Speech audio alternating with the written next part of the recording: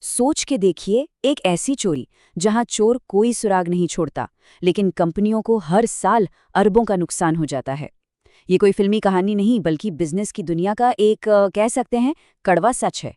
आज हम इसी रहस्यमय तरीके से गायब होने वाले सामान के पीछे की पूरी कहानी को समझने की कोशिश करेंगे। 61.7 billion dollars.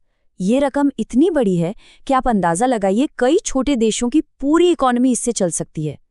National retail federation का ये आंकड़ा हमें बताता है कि ये सिर्फ कुछ सामानों के इधर उधर होने की बात नहीं है, बल्कि ये एक बहुत बड़ा फाइनेंशियल प्रॉब्लम है।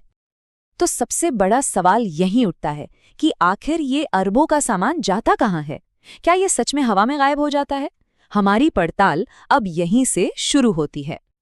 देखिए, किसी भी केस को सुलझाने से पहले जरूरी है कि हम प्रॉब्लम को ठीक से समझें। तो चलिए, सबसे पहले ये जानते हैं कि ये श्रिंकेज आखिर है क्या चीज। बिल्कुल आसान भाषा में समझें तो श्रिंकेज वो सामान है जो आपके रिकॉर्ड में तो है, लेकिन असल में आपके वेयरहाउस में मौजूद नहीं है। मान लीजिए आपके हिसाब से 100 पेन होने चाहिए, पर जब गिना तो सिर्फ 95 निकले। तो ये जो 5 पेन का फर्क है ना, बस यही श्रिंकेज है। ये बिका नहीं, ये बस गायब हो गया। अच्छा, तो अब जब हमें क्राइम के बारे में पता चल गया है, तो वक्त है अपने मुख्य संदिग्धों से मिलने का। चलिए देखते हैं कि इस अरबों की चोरी के पीछे आखिर कौन-कौन हो सकता है। तो हमारी लिस्ट में 5 मेन सस्पेक्ट्स हैं। पहला और सबसे आम है चोरी। ये कोई कर्मचारी भी कर सकता है और कोई बाहर का आदमी भी। दूसरा है डैमेज, मतलब सामान का ट्रांसपोर्ट या स्टोरेज के दौरान टूट फूट जाना। तीसरा है एडमिनिस्ट्रेटिव एरर्स, यानी सीधी सीधी इंसानी गलती, जैसे रिकॉर्ड में गलत एंट्री कर देना। चौथा है सप्लायर का फ्रॉड, जब वो आपको 100 पीस का बिल भेजकर सामान सिर्फ 98 पीस ही भेजते हैं। और पांचवा है ऑब्सोल्यूशन, यानी सामान का वेयरहाउस में पड़े पड़े ही एक्सपायर हो जाना या आउट ऑफ फैशन हो जाना।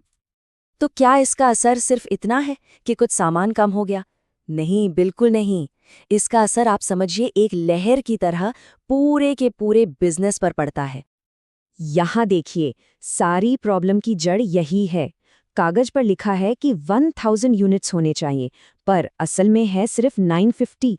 ये जो 50 यूनिट्स का फर्क है ना, यही है श्रिंकेज। और ये देखने में छोटा लग सकता है, पर ये पूरे सिस्टम को हिला कर रख देता है। और इसका असर बहुत दूर तक जाता है।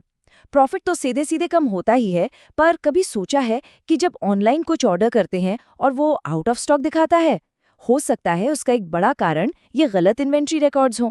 इससे होता क्या है, कस्टमर्स निराश होते हैं और कंपनी की इमेज खराब होती है। लेकिन जैसा कहते हैं, हर प्रॉब्लम का एक सोल्यूशन होता है। तो चलिए, अब इस मामले को सुलझाने के लिए क्या क्या तरीके हैं, उन पर एक नज़र डालते हैं। सबसे मज़ेदार बात यह है कि हर सस्पेक्ट से निपटने के लिए एक खास तरीका है। जैसे इंसानी गलतियों और चोरी को पकड़ने के लिए बारकोड और RFID जैसे एडवांस्ड सिस्टम्स हैं। सिक्योरिटी कैमरास और एक्सेस कंट्रोल से सीधे सीधे चोरी पर लगाम लगाई जा सकती है।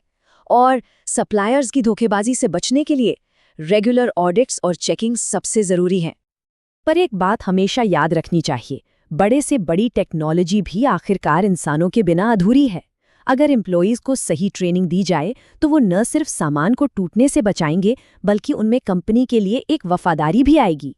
एक अलर्ट एम्प्लॉई चोरी रोकने का सबसे बड़ा हथियार है। तो सारी बात का निचोड़ ये है कि टेक्नोलॉजी एक बहुत मजबूत साथी ज़रूर है, पर वो हर चीज़ का इलाज नहीं है।